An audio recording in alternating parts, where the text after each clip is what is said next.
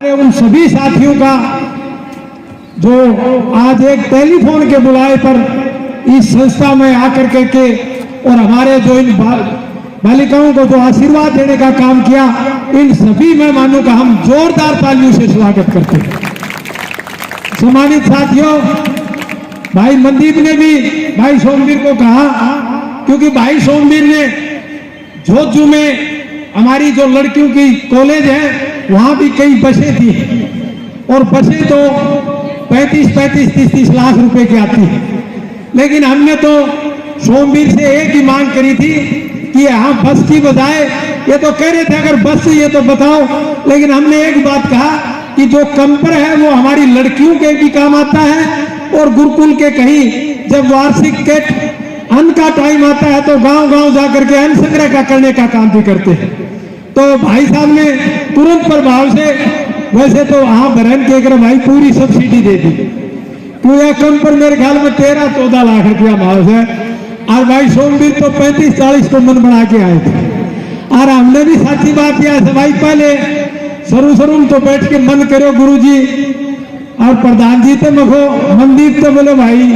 7-1 लाख तो पहले दे लिया था, 11 लाख को फोटो लाग गया तो वो चलो 11 को करागा। और उन्हें बैठे पासे भाई फिर थोड़ो लोग हुंदो मैं बोले यार 7 तो सुधीर ये पहले आ लिया, तो बोले पहले आ लिया तो आगे 11 करा, तो भाई बोलो 7 तो हम दे दिया लाइब्रेरी का और 4 दे दिया इसका। मैं बोले यार हमारा ये सुनील पार्षद और वाइस चेयरमैन सोनू भी से ये भी मना आख्या थी सारों करे था मारला भी प्रधान जी हमारा इकट्ठा है करा, तो हमारा 21 लाख को हो और 21 लाख रुपया के पास 21 के अलावा एक बात सुधीर ने और कह दी, या प्रधान जी से यार डोली का टोसना डोली कौन था तो कोई नहीं भाई, मारा जाट की कूड़ी रहा डोली को क्यों लंबी लकड़ेगी, वो तो 7 लाख की कह दी, एस्टिमेट में 2 लाख और हो जाए तो सुधीर बोलो कोई चिंता करने की जरूरत को नहीं, डोलिया जमा ना छूटिए। तो भाई इसके लिए 21 की भी कोई सीमा को नहीं। और ये मंदिर तो भाई घर की बहन का तो लिखनी हूँ पहले हाँ भरवा ली थी, बोले भाई 700 बैठे समझे और भाई को काम करो इनने के संस्कार दिया पावर मिली है, आप पावर में जितनी यूज हो तो गुरुकुल खातर कोई मनाई को, और यह बात इन सिद्ध भी करती। और भाई सोमवीर ने एक बात कह दी कंपर तो दे और आगे मैं तो हंसू तो सोमवीर ने इब कांग्रेस पार्टी वाले वो हाथ मिलाओ अभियान चला रखा सब में भाई अपनी टिकट हम सब अपने अपने राजनीतिक तौर पर चल रहे हैं। एक पहाड़ मारा ही सब कसू तो ले लियो, देख डाकी के पहाड़ भी ले लियो और एक प्रचार भी हो लियो, बोले इनके टिकट को तो खत्म ही हुई, तो मैं बोला भाई तू तो डबल खा दो, तो इसलिए बोला भाई प्रधान जी तारा उरा बस की जरूरत है तो बस ले लो, लेकिन कंपर जैसे इस कंपर के लिए भी भाई सोमवीर का जोरदार तालियों से स्वागत। और मैं चाचा नहीं मैं पूछू तो ये भी बेखर गया एकदम, मैं बोला ने भी लफ की एक तो 21 दे दे 14-15 कितना जोड़ बैठाओ दी 36 लाख बैठे सकना, और फिर यूं कह दी आगे कोई जरूरत होता आगे भी। तो इसलिए भाई मैं तो यही एक बात कहना चाहूंगा, ये जो आज हमारे बीच में जो मेहमान बैठे हैं ये भी एक संस्कारों की बात है। हमने देखे बड़े बड़े लोगों को भी निमंत्रण देती है हमारी कमेटी, कोई किसी नाम से कोई किसी काम से रह जाते हैं, लेकिन ये पहली ऐसी जो मंच के ऊपर हमारे जो मेहमान बैठे हैं जिन्होंने फोन के ऊपर पलट करके ये कहा था जो तुम मांगोगे वो हमारे खजाने लबालब भरे, तो इनके लिए जोरदार तालियों से स्वागत। मैं तो एक ही बात कहूंगा, जिस भारतवर्ष को ऋषि मुनियों के नाम से जाना जाता था आज वही भारतवर्ष बर्बादी के कगार पर है। जिस भारतवर्ष में गौ माता की पूजा होती थी, जहां दूध दही का खाना होता था, गौ माता तो दूर की बात जननी माताओं के जो हालात हैं ये मुझे बताने की जरूरत नहीं, आप अखबार और मीडिया के माध्यम से देखते होंगे। आज भाई भाई का कत्ल कर रहा है, बाप बेटे का कत्ल कर रहा है। अच्छे संस्कार किसी बढ़िया या उद्योगपति के किसी फैक्ट्री या गोदाम से नहीं मिलते, अच्छे संस्कार ऐसे गुरुकुल ऐसी संस्थाओं में मिल रहे हैं, और ऐसी संस्थाओं को चलाने के लिए ऐसे दानवीरों की जरूरत होती है। और मैं कहता हूं वहां से मनसाराम जी आज की मौजूदा सरकार प्रचार करती है बेटी बचाओ बेटी पढ़ाओ, ये 1947 से पहले की बात है।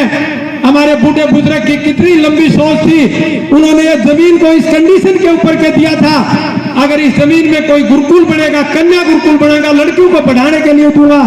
और उस टाइम में लड़कियों को पढ़ाने की कोई इजाजत नहीं होती थी। मैं नाम नहीं लूंगा, हमारे इलाके में हमारी बुआ चंद्रावती जी पढ़ करके आई थी। किसी ने कहा किसी राजनीतिक को बोले लड़कियों का स्कूल बनवा दो,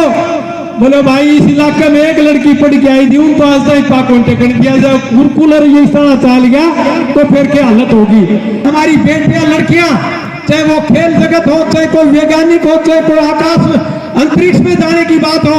हमारी बेटियां कहीं पीछे नहीं है। और मैं तो एक बात कहता हूं, जिस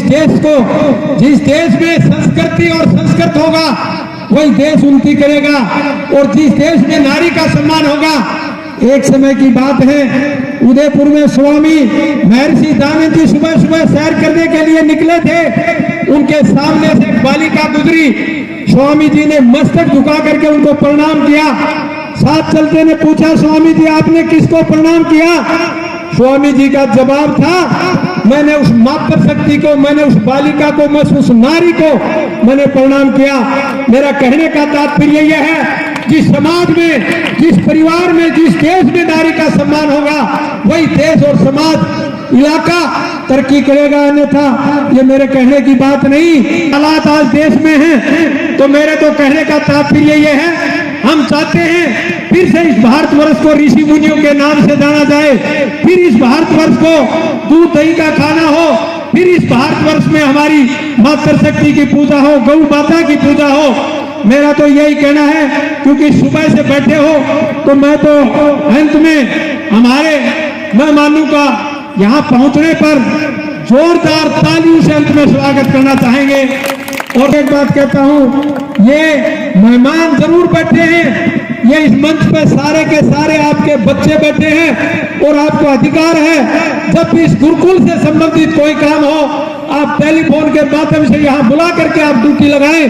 क्योंकि जैसे सोमवीर जी ने कहा था कि ऐसी संस्थाएं बना लेना आसान है, लेकिन उनको चलाना बड़ा मुश्किल है। हमारे चाचा श्री और इस कमेटी को देखता हूं मैं, महिपाल जी, मंदर जी,